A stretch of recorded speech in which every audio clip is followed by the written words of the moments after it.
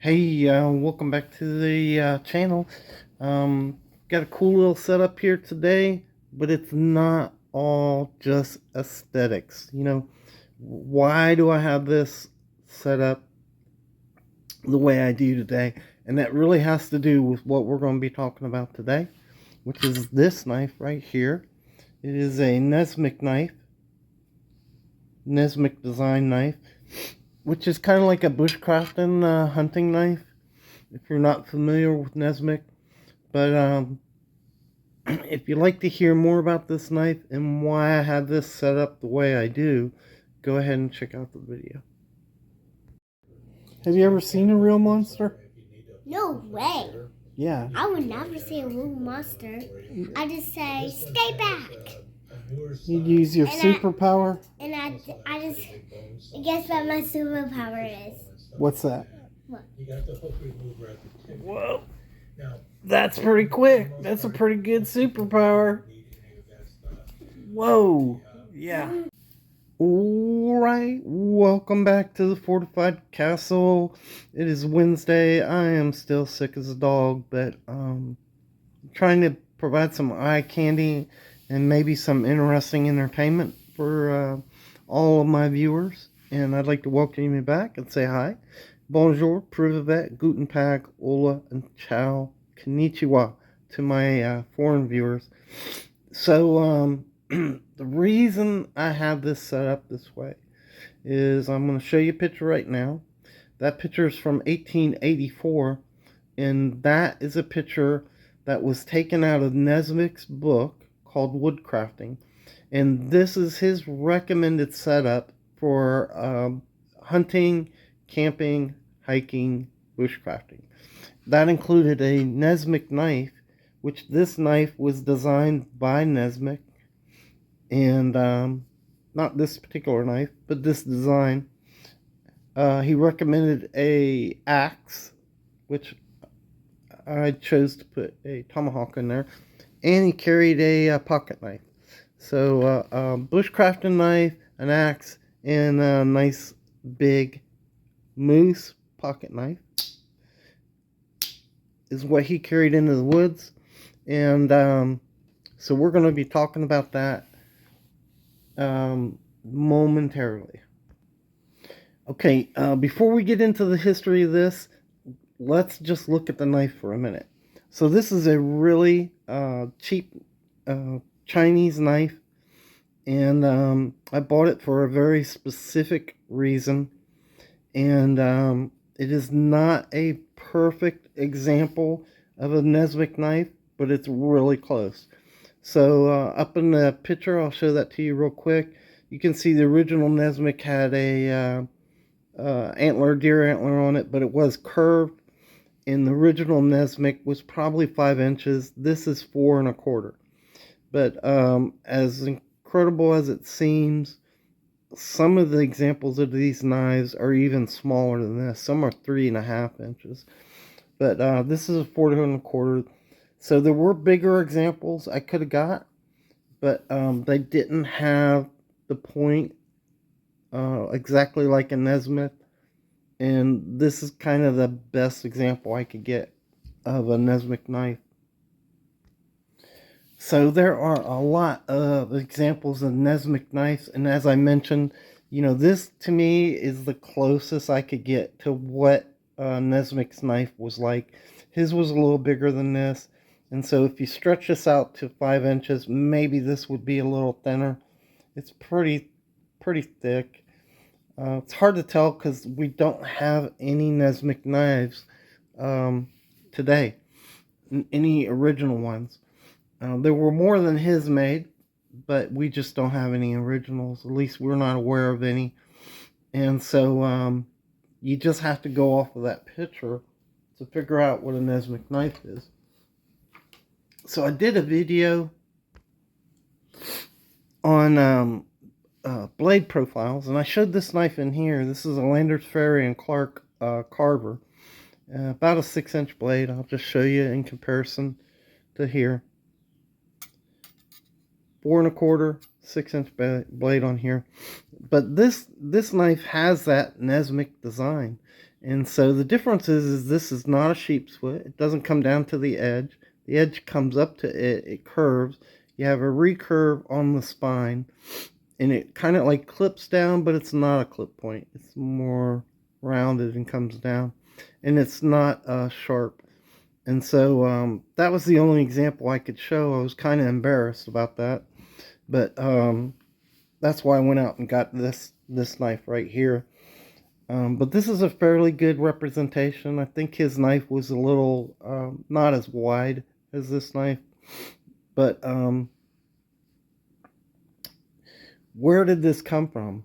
And so I'm going to explain that and give you a little history on Nessmuck himself.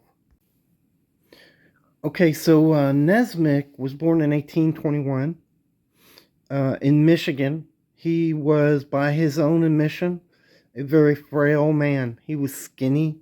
He was 5 foot tall. And he thought that bushcrafting, hunting, and camping would make him more of a man. And so that's why he started doing that. He befriended a Native American. I believe he was an Iroquois. I'm not positive about that. But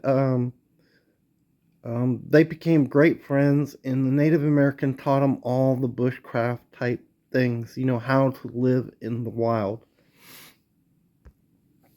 And so, at some point, Nessmuck, which was the name of the Native American, by the way, so it's a great honor. I think that Nessmuck took up his pen name as Nessmuck and named his knife Nessmuck in honor of his friend. Pretty cool. But he had this knife designed. We're not really sure when. It appears in 1884. About that time, he was, I believe, 59 years old. So he'd been using this style knife for a long time. But it's unusual. It has aspects of other knife patterns and designs that you can see back through history. But in the 1880s, the mountain men were about, that era had almost ended. And from the 40s to the 80s, the prevailing knives used were like this old hickory knife, a butcher knife, or a buffalo skinner from Russell, green Russell work like this, or a trade knife that was kind of a leaf pattern. Were the prevailing knives. So did Nessmuck take his design from this, or was this design from the Nessmuck knife? The similarities are just too close to say it's coincidence. One influenced the other, and I believe probably this is the original knife design based on the clip of this and some of the designs of the trade knives. I'm showing you two knives right now. These knives are different knives. They were owned by Jim Baker. He was a famous mountain man. And when I say a mountain man, you're talking about Rocky Mountains. They trapped grizzly, beaver, and other animals and traded the furs. And if you look at those designs compared to this Nessmuck right here, you can see how similar they are. So, did they take that design from Nessmuck, or did Nessmuck take it from them? I don't know. He obviously modified the design. It's a little different if you'll look at those photos closely, but they are kind of similar. The clip here ends in the point, a sharp point, which is centered on the knife, which allows you to stab. And if you look at the clip on the butcher knife, it's a little different. It's up more towards the top. It's more like a clip point. And so this is just a good all around bushcraft knife. I don't think it's the best bushcraft knife, but I really do think Nessmuck came up with his own design, a wide bellied. Um, Probably took this from Frontier knives or trade knives, and the curved spine allows you to put your finger up there. It just rests right up there, and you could just carve away. I mean, this easy to skin like this. A lot of control. You can zip with this not being sharpened. You put it underneath the skin and just slide it along, and it's just going to skin that skin right off without puncturing anything. So I think the conclusion is this is original design. I think maybe this design was taken off the Nessmuck or maybe even the trade knives that I showed you from Jim Baker. Um, by the way, those knives I showed you before, I'll throw them up again. Those were made by Jim Baker. So he designed his own knife that suited his needs. And that was common when you look at mountain men knives. Oftentimes, they were knives like this that were modified, or knives like this that were modified, and they would just make the knife perfect for them. So that's not unusual to find in mountain men, defined as those type of people that populated the Rockies, paved the way west, served as guides for the army. I'm sorry, I have to keep cutting this video off to cough. So anyhow, I hope you found that interesting. Um, this is a very old design. What's really cool about it is it like disappeared. Nesbitt wrote a lot in magazines of the 1840s up to the 1890s when he died. And probably by the early 1900s, this is gone. And then later, bushcrafting became really big in America. And so people tried to go back and see what the early guys were doing. And then Nessmuck has become popular again. So that's the video, guys. I hope you enjoyed it. I hope you found it informative. And I really appreciate your support.